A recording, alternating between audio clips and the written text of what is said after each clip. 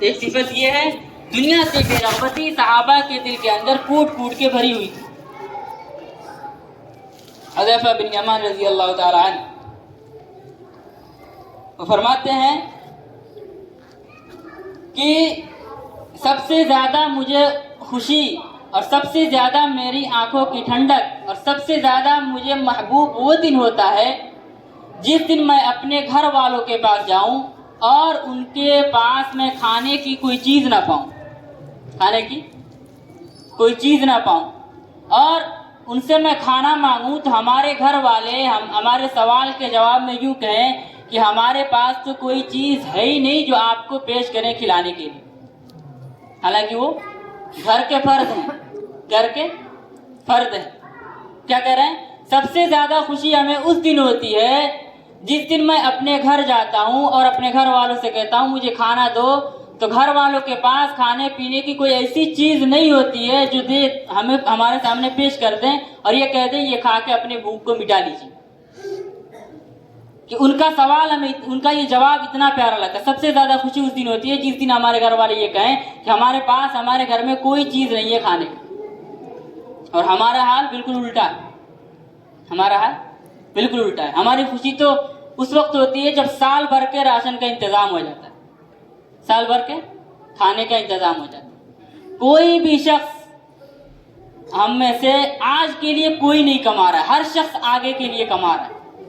ہر شخص کے پاس اللہ نے اتنا دیا ہے کہ ایک دن کا خرچہ چل سکتا ہے، کمزور سے کمزور انسان کی بات کر رہا ہوں کہ ایک دن کا خرچہ چل سکتا ہے، لیکن ہر شخص جو بھی کما رہا ہے وہ آج کے لیے نہیں کل کے لیے کما رہا ہے، کل کے لیے کما رہا ہے۔ تو دنیا کی محبت ہمارے دل کے اندر ہے، اسی محبت کو نکالنے کی محنت، اسی لیے صحابہ کی زندگیوں کو سامنے رکھا جاتا ہے کہ صحابہ کی زندگیوں کو ہم دیکھیں۔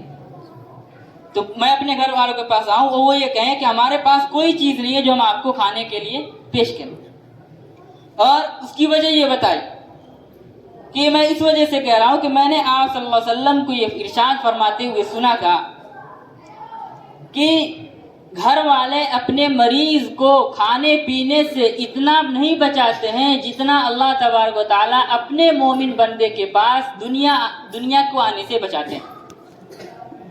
اپنے مریض کو گھر والے جتنا کھانے پینے سے نہیں بچاتے ہیں، اس سے زیادہ اللہ تبارک و تعالیٰ مومن بندے کو دنیا سے بچاتے ہیں، اس سے زیادہ۔ اور اللہ تبارک و تعالیٰ اور اگلی بات یہ فرمائی کہ والد، ایک باپ جو ہے اپنے اولاد کے لیے خیر کی جتنا اہتمام کرتا ہے، خیر و بھلائی کی جتنی فکر کرتا ہے، اس سے زیادہ اللہ تبارک و تعالیٰ مومن بندے کی آزمائش کا اہتمام کرتے ہیں۔ تو آزمائش میں مومن بندہ جو ہے وہ نکھرتا ہے، منافق بکھر جاتا ہے۔ منافق، ہماری آزمائش تو نکھرنے کے لیے، ہمارے پاس جو بھی حالات آئے وہ ہم اللہ کی طرف سے ہیں، اس پہ بھی ہم اللہ کا شکر ادا کریں۔ تو یہ صحابہ کے اندر زہد کتنا ہے کہ گھر میں کچھ نہیں ہے، اس دن ان کو خوشی ہو رہی، دنیا سے بے رغبتی۔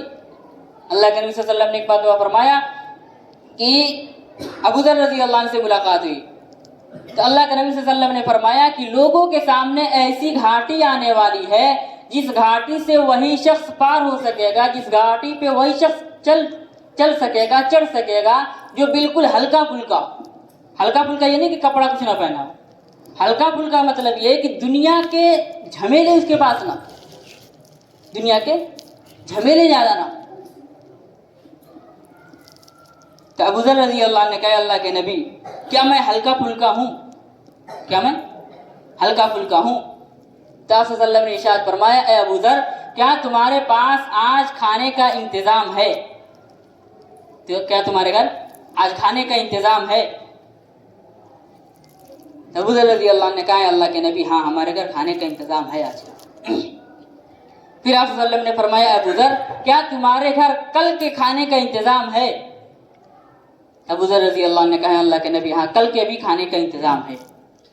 پھر آپ صلی اللہ علیہ وسلم نے فرمایا اے ابو ذر کیا تمہارے گھر پرسوں کے کھانے کا انتظام ہے؟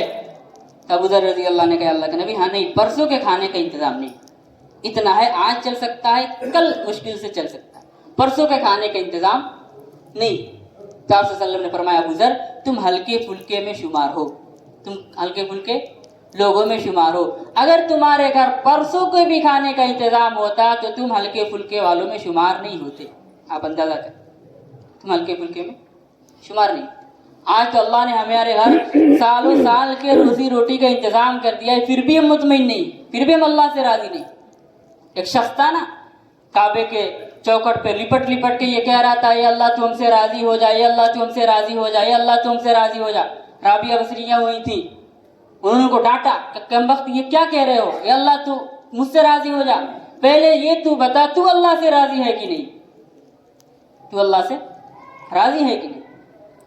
बात तो अपनी है, हम अल्लाह से राज़ी नहीं है, हम अल्लाह को राज़ी अपने से करना चाहते हैं। पहले हम तो अल्लाह के बताए हुए आमाल पे जमे, पहले हमें राज़ी होना पड़ेगा अल्लाह से। तो रोज़ी रोटी का इंतज़ाम तो अल्लाह कहते हैं, थोड़ी रोज़ी हो उस पर भी हमें अल्लाह तबारक ताला कल गरीब लोगों से जिन्हें रोज़ी रोटी का कम दिए हैं, अल्लाह तबारक ताला कल क़यामत के दिन उनसे ऐसे माजरत करेंगे जैसे हम बड़े लोगों से माजरत करते हैं, और ये कहेंगे कि मेरे बंदे मैंने तुम्हें थोड़ी रोज़ी दुनिया में इसलिए दिया था ताकि मैं तुम्हारे थोड़े आमाल पे राज़ी हो जाऊँ। उस दिन मालदार ये कहेंगे, काश हम भी आमाल वाले होते। कल क़यामत के दिन माल वाले क्या कहेंगे, काश हम भी आमाल वाले होते।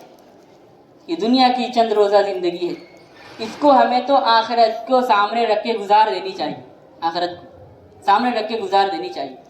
जो मालदार हैं और जो गरीब हैं, चंद दिन की दुनिया की रौनकें हैं, चंद सालों के बाद मालदार भी अपने घर वाले ऐसी छोड़ के उसी कब्रिस्तान में जाके दफन हो जाएंगे, और चंद सालों के बाद ये गरीब भी अपने झोपड़ी में से निकल के उसी कब्रिस्तान में जाके दफन हो जाएंगे। बात बराबर हो जाए।